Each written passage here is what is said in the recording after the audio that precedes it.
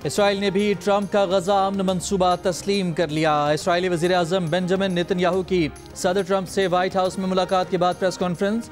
सदर ट्रंप ने कहा कि आज मशरिक़ वस्ता में अमन के लिए तारीखी दिन है। हमास मान जाए और फ़ौरन या 72 घंटे में मंसूबा तस्लीम कर लें तो यरगमाली फौरी तौर पर रिहा हो जाएंगे। अब फ़लस्तीनी अपनी तकदीर अपने हाथ में लेने का चैलेंज कबूल करें। अगर फ़लस्तीनी अथॉरिटी ने काम ना किया तो खुद जिम्मेदार होंगे।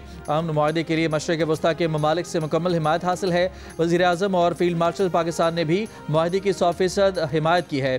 अरब और मुस्लिम मुल्कों का भी शुक्रिया जिन्होंने तजावीज़ पर काम किया।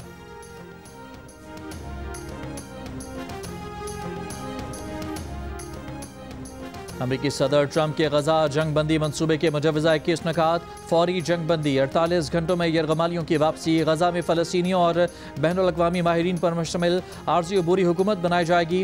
अबूरी हुकूमत एक नई बैनुल-अक़वामी तंजीम के तहत काम करेगी। गजा में आर्ज़ी बैनुल-अक़वामी सिक्योरिटी फोर्स तैनात की जाएगी। हमास का गजा के मुस्तक़बिल में कोई किरदार नहीं होगा। हथियार डालने वाले हमास जंगजुओं को आम माफ़ी दी जाएगी। जो गजा से जाना चाहें उन हमास अरकान को महफूज रास्ता फराहम किया जाएगा। हमास के तमाम हथियार तबाह कर दिए जाएंगे। गजा से किसी को ज़बरदस्ती बेदखल नहीं किया जाएगा। गजा वापस आने वालों को वापसी का हक हासिल होगा। गजा में इंसानी इमदाद की फौरी फराहमी की जाएगी। ट्रंप इक़्तिसादी तरक्याती मनसूबे के तहत गजा की तामीर न होगी। इसराइल को गजा पर दोबारा कब्जे या इल्हाक़ की इजाज़त नहीं होगी। वज़ीर-ए-आज़म शहबाज शरीफ का अमरीकी सदर ट्रंप के गजा जंग खात्मे के लिए मंसूबे का खैर मकदम। कहा कि वो सदर ट्रंप के गजा जंग के खात्मे के लिए 21 नकाती मंसूबे का खैर मकदम करते हैं। खित्ते में फ़लस्तीनी अवाम और इसराइल के दरमियान देर पा अमन, सियासी इस्तेहकाम और खित्ते की माशी तरक्की के लिए ज़रूरी होगी। वज़ीर-ए-आज़म ने कहा कि उन्हें यकीन है कि खित्ते में अमन लाने के लिए अमरीकी सदर डोनाल्ड ट्रंप मुकम्मल तौर पर तैयार हैं। वो जंग बंदी के लिए अहम किरदार अदा कर सकते हैं। अमेरिका ने दबाव डाला तो ताकत के नशे में चूर, नेतन्याहू को भी होश आ गया।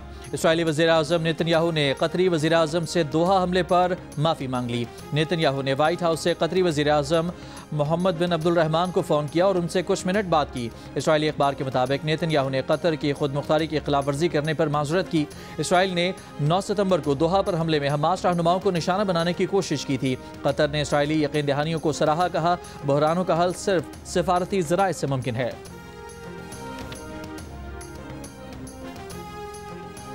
जंग में शिकस्त की खिफ़त भारत को क़यामत तक याद रहेगी। वज़ीर इत्तलात अताउल्लाह तारर की लंदन में मीडिया से गुफ्तगू। कहा ट्रॉफ़ी लेने से इनकार ओछे हथकंडे और भौंडी हरकत थी। मोहसिन नकवी ने बतौर सदर एशियन क्रिकेट कौंसिल भारतीय टीम के रवैये के सबब ट्रॉफ़ी ना देने का फैसला बिल्कुल ठीक किया। हमारी बहादुर अफवाज ने जिस तरह भारत को शिकस्त फाश दी वो उनसे हज़म नहीं हो पा रही। बोले भारतीय टीम जीत कर भी बगैर ट्रॉफ़ी के गई, ये अल्लाह ताला के काम है। कोई जीत कर भी हार जाता है और कोई हार कर भी जीत जाता है।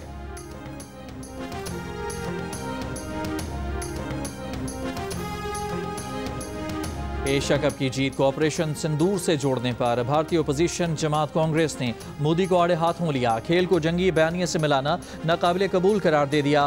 कांग्रेस रहनुमा अतुल पटेल ने सवाल उठाया कि क्या मोदी को खारजा पॉलिसी और सिफारतकारी की कोई समझ है? अगर मैच खेला तो खेल की रूह के साथ खेलना चाहिए था, ना कि इसे जंगी प्रोपेगेंडे में बदल दें। महाराष्ट्र में कांग्रेस के सदर हर्षवर्धन प्रसकाल ने कहा कि मोदी हवा हो, पानी हो या खेल हो, हर जगह सियासत और तकसीम घुसा देते हैं। मुल्क की वक़ार का ख्याल रखने के बजाय मोदी खेलों को भी सियासी नफरत के एजेंडे के लिए इस्तेमाल कर रहे हैं। मेरा पानी मेरा पैसा है, आपको क्या तकलीफ है? मरियम नवाज का एक बार फिर पीपल्स पार्टी पर वार। नाम लिए बगैर कहा कि पंजाब वालों के हक की बात आएगी तो मरियम नवाज आपको छोड़ेगी नहीं। हमने मुदाखलत नहीं की, आप भी बंद करें। पंजाब को मशवरे देने वाले अपने मशवरे अपने पास रखें। हर चीज़ का इलाज बेनज़ीर इनकम सपोर्ट प्रोग्राम नहीं है। आपके पास हर चीज़ का हल कशकोल लेकर खड़े हो जाना है। मांगने वाला सिलसिला बंद हो जाना चाहिए। NFC के तहत सबको यकसां पैसे मिलते हैं। आप अपने पैसे कहाँ लगाते हैं? पंजाब के सैकड़ों मंसूबे गिनवा सकती हूँ। अगर सिंध में कोई काम करें तो मुझे खुशी होती है, लेकिन कुछ कर लें। फैसलाबाद में इलेक्ट्रिक बस मंसूबे की इफ्तिताही तकरीब से खिताब में तहरीक इंसाफ को भी निशाने पर ले लिया। कहा कि गालियां देने वाले आज अपने अंजाम को पहुंचे। मुखालिफिन से कुदरत बदला ले रही है। हमारी तवज्जो खिदमत पर है। पंजाब अपने अवाम को यूरोप जैसी ट्रांसपोर्ट फराहम कर रहा है।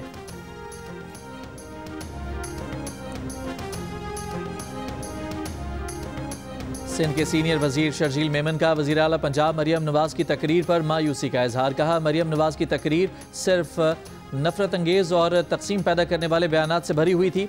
मरीम नवाज से इस रवैये की तवक्को नहीं थी। आज प्रेस कॉन्फ्रेंस में इस मामले पर तफसीली बात करेंगे। वज़ीर आला KP अली अमीन गंडापुर की बानी PTI से 3 घंटे से तवील मुलाकात।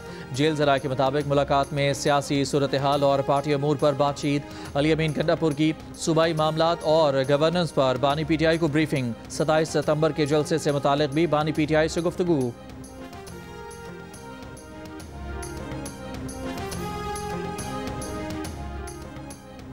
PTI ने मोइन रियाज कुरैशी को पंजाब असम्बली में अपोजिशन लीडर नामजद कर दिया। मलिक अहमद खान बशर की नाअहली के बाद से पंजाब असम्बली में अपोजिशन लीडर का ओहदा खाली था। तहरीक इंसाफ के सेक्रेटरी जनरल सलमान अकरम राजा का कहना है कि अहमद खान बशर अपना मुकदमा लड़ रहे हैं, उन्हें पूरी PTI की ताईद हासिल है। सुप्रीम कोर्ट ने जस्टिस तारिक जहांगीरी को काम करने से रोकने का इस्लामाबाद हाई कोर्ट का हुक्मनामा मुअत्तल कर दिया। फरीकैन और अटॉर्नी जनरल दफ्तर को नोटिस जारी। समाअत आज होगी। जस्टिस तारिक जहांगीरी को हाई कोर्ट जजेस के ड्यूटी रोस्टर में शामिल कर लिया गया। जस्टिस तारिक जहांगीरी के सिंगल और डिवीजन बेंच में आज के लिए केसेस की काज लिस्ट जारी कर दी गई। इस्लामाबाद हाई कोर्ट ने जस्टिस तारिक जहांगीरी को डिग्री केस के सबब काम से रोकने का हुक्म दिया था। जस्टिस तारिक महमूद जहांगीरी ने डिग्री मंसूख करने का जामे कराची सिंडिकेट और अनफेयर मीन्स कमेटी का फैसला सिंध हाई कोर्ट में चैलेंज कर दिया। दरख्वास्त गुजार रेगुलर बेंच में मुकर्रर करने की इस्तदा।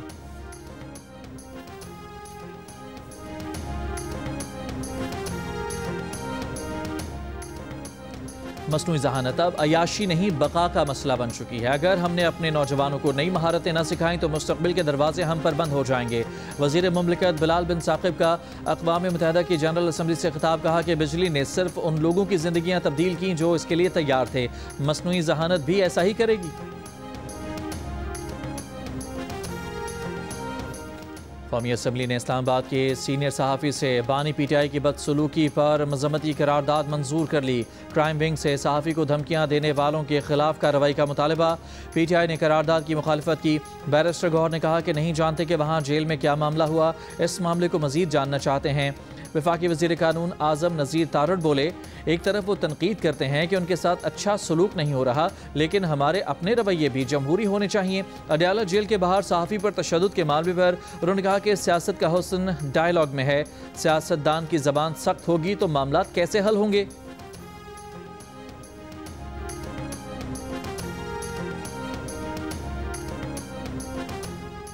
तहरीक इंसाफ की पार्लिमानी पार्टी इजलास में अरकान बानी PTI को लगाई गई शिकायत पर आपस में उलझ पड़े।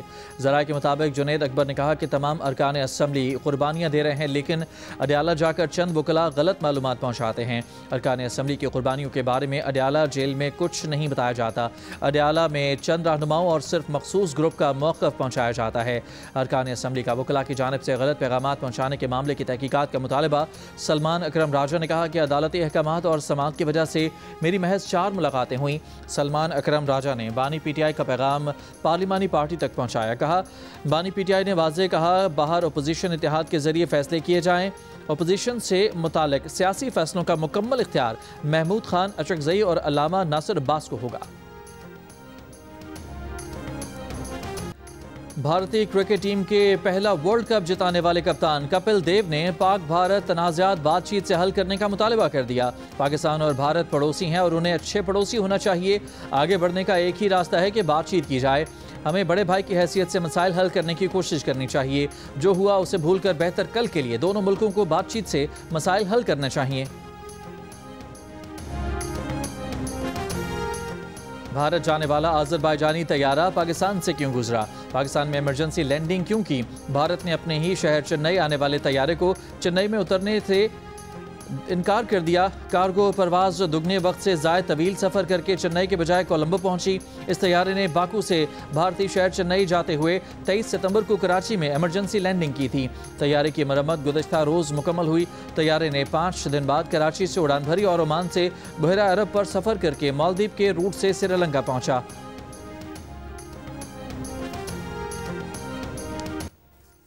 गजा की रिहायशी इमारतों पर इसराइली तैयारों की बमबारी। इमदादी सरगर्मियों में मसरूफ़ लोगों को भी निशाना बनाया। सुबह से अब तक 40 से ज़ायद फ़लस्तीनी शहीद। इसराइली टैंक अल शिफा अस्पताल के नज़दीक पहुँच गए। यूनिसेफ ने इनक्यूबेटर में मौजूद 25 बच्चों को महफूज इनखला का मुतालबा कर दिया।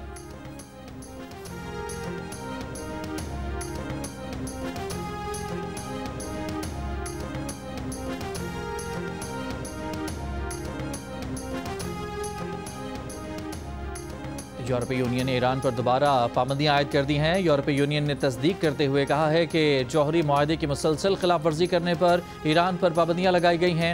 ईरान के मरकजी बैंक और दीगर ईरानी बैंकों के असास से मुंजमद बाज़ ईरानी हुकाम पर सफरी पाबंदियां भी आयद।